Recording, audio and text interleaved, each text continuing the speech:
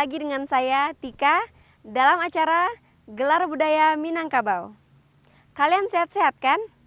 Nah, bagaimana musik yang baru saja kalian dengar? Asyik bukan? Apakah kalian tahu jenis alat musik yang digunakan untuk menghasilkan nada yang syahdu itu? Seruling? Hampir benar. Mari kita lihat tayangan berikut.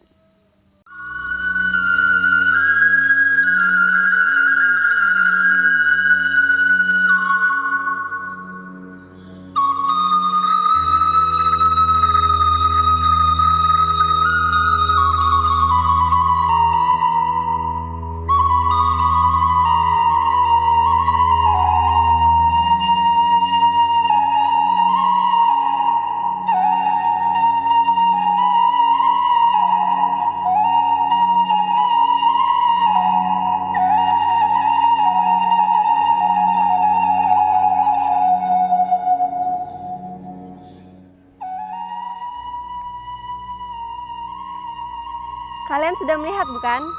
Alat musik yang digunakan itu termasuk jenis alat musik tiup. Memang mirip seruling, tetapi bukan. Untuk lebih jelasnya, mari kita dengar keterangan narasumber. Narasumber ini adalah seorang tokoh yang dikenal sebagai peniup sekaligus pembuat bansi.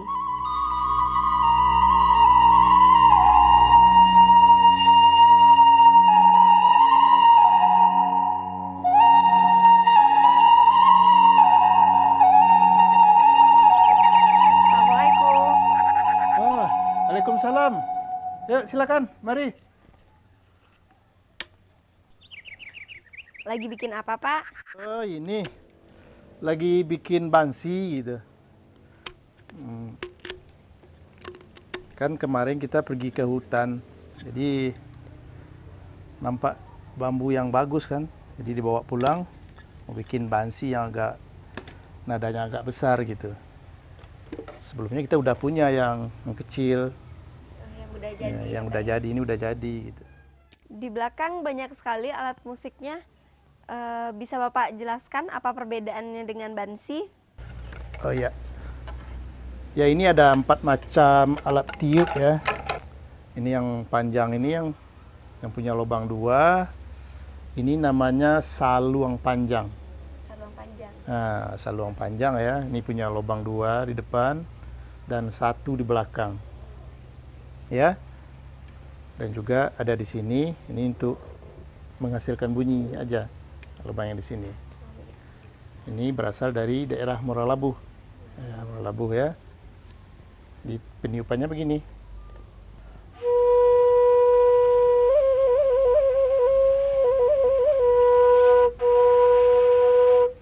Jadi hasil bunyinya dari sini. Terus kalau yang ini pada umumnya orang di Minangkabau udah tahu semua ini. Ini namanya saluang. Ya, saluang punya lubang 4 di depan ya. Belakang nggak ada lubang lagi. Untuk menghasilkan bunyinya agak sulit ini lama sekali belajarnya ini. Cara peniupannya, Pak? Nah, cara peniupannya begini.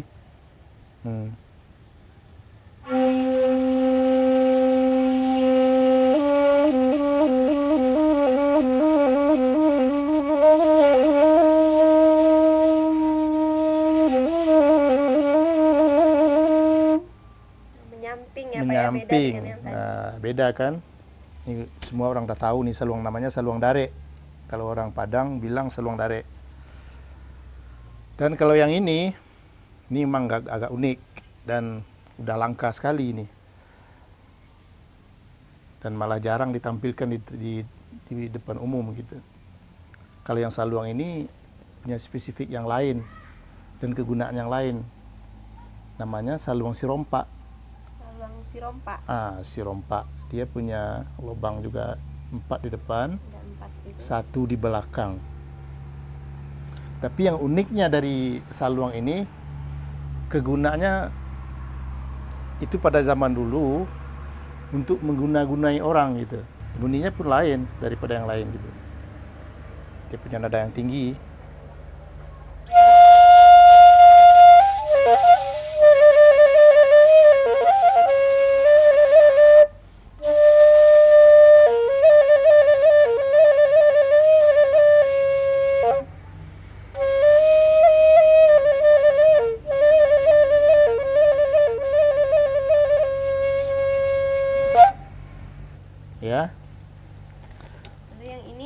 Kalau ini Ini namanya, besar ya, Pak, ya? nah, ini besar daripada yang alat tiup lainnya ya. Ini namanya sampelong. Sampelong. Ya, sampelong punya lubang 4 di depan, tapi yang lubang yang di bawah agak berjarak jauh. Nah, cara meniupnya,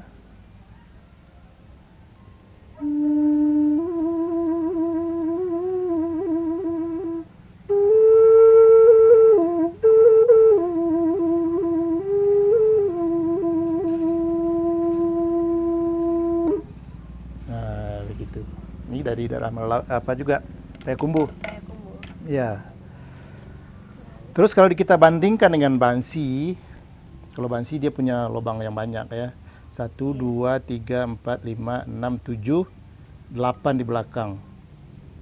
Ya, pernah mainkan recorder di sekolah? Pernah. Jadi ini hampir sama dengan recorder gitu. Yang dari plastik itu ya, Iya. recorder. Kira-kira jenis bambu yang Bapak gunakan untuk membuat bansi yang seperti apa ya, Pak? Ini kebetulan juga agak kurang bagus juga gitu. Tapi yang sebaiknya bambu yang dipakai itu yang tua tapi udah agak Merunduk gitu. agak merunduk gitu yang agak ada mulai kuning gitu. Ini nanti sebaiknya dijemur dulu, jangan dipakai dulu ya, dijemur dulu. Dijemur. Berapa Ya, lama, Pak? Nggak begitu lama, paling ini 2 hari lah supaya agak kering begini. Terus kita bersihkan dengan pakai apa? Pakai pasir halus itu. Iya. Enggak dengan sekam, tahu sekam? Sekam. Yang dari padi. Oh iya. Nah, pakai itu dia bersihkan. Terus dia akan mengkilat seperti ini. Nah, nanti kita kasih pernis lagi. Nanti kalau sudah mengkilat, nanti diukir ya, Pak ya? Ukiran ini udah selesai dilobangi semua. Udah jadi bansi, udah menghasilkan bunyi gitu. Ukirannya bisa bermacam-macam ya, Pak ya? Ukirnya bisa macam-macam. Dan cara mengukirnya ini sebetulnya nggak terlalu sulit juga. Kalau zaman dulu orang pakai tempurung yang dibakar itu. Iya. Terus setelah kita ukir dulu, nanti baru pakai tempurung gitu. Kalau kita menginginkan nadanya yang agak rendah atau agak besar, Ya, kebetulan Bapak sekarang mau bikin yang nggak rendah daripada yang ini. Kita harus cari bambu dulu yang nggak besar gitu. Misalnya dari nada A ke nada B misalnya kan. Nah, kita cari bambu yang besar, kita ukur ininya. Terus kita dari ukuran itu, dari ukur lingkaran ini, kita ukur lagi ke bawah. Terus panjangnya. sampai ke ruas ini. Jadi 3 kali lingkar. Ya, 3 kali lingkar. Setelah itu cari dulu ini hasil bunyinya ini. Kita ambil yang ini, kita raut ini dan ini kayu ya, kita raut lagi, kita masukkan ke sini. Nah, seperti yang ada di dalam ini. Ya, ini untuk Sampai batas lubang itu aja. ya. Ya. Kita masukkan kayu ke sini. Terus di sini nanti kita bikin lubang. Lubang di sini. Lubang yang seperti ini. Oh, iya. Nah, ini kan. Lihat. Iya. Lubang seperti ini. Ini jaraknya separuh dari ini. Nah, dibagi 2 lagi. Ya. Separuh dari ini. Untuk ke lubang ini. Nah, jarak dari lubang ke lubang kita ambil setengah ya, setengah dikurang 1/4. Nah, jadi setengah kurang 1/4 kira-kira begini.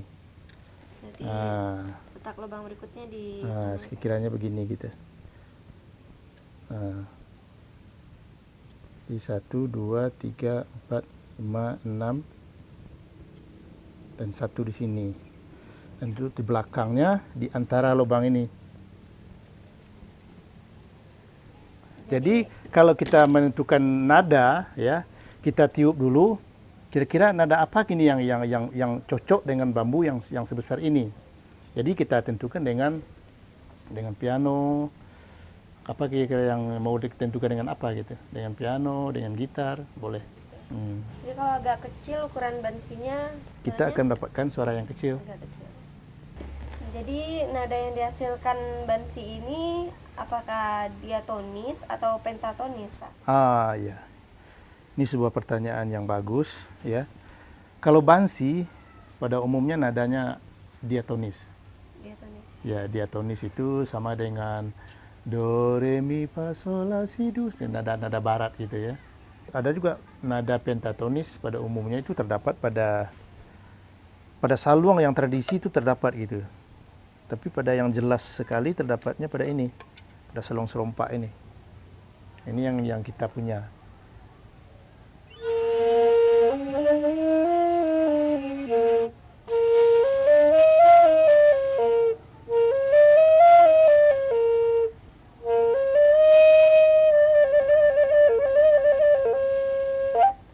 Beda kan? Iya. Beda. Jadi dengan saluang sebetulnya ini agak dibuat dengan nada diatonis ini.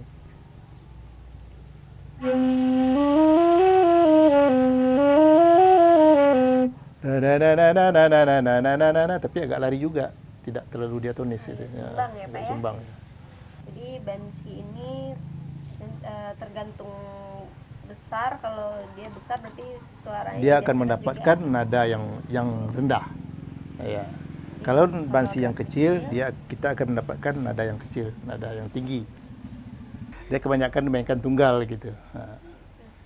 Tapi bisa juga digabung dengan alat-alat lain, seperti dengan Kolaborasi gitu. dikolaborasikan dengan talempong, dengan band gitu. Banyak yang digabungkan sekarang. Bisa dimainkan, Pak, bansinya?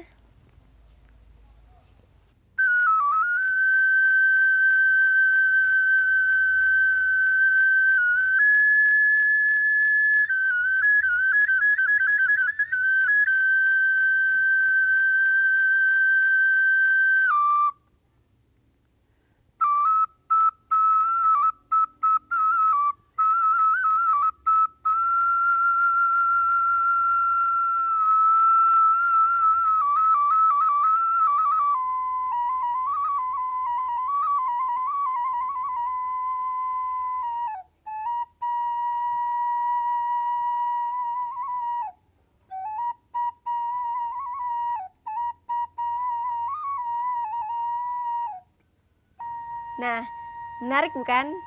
Yang lebih menarik lagi, alat musik bansi ini juga bisa dipakai untuk musik iringan tari dan bisa dikolaborasikan dengan alat musik lainnya. Kita saksikan yuk!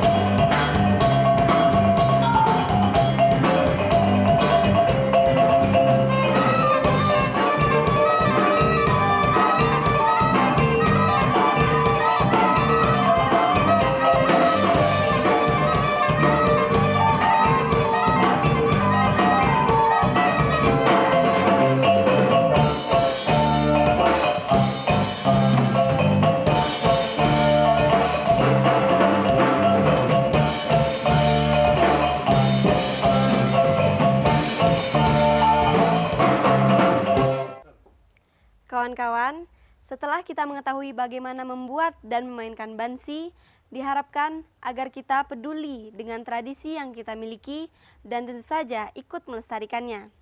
Sampai di sini dulu ya. Lain waktu dan lain kesempatan kita bertemu lagi. Sampai jumpa.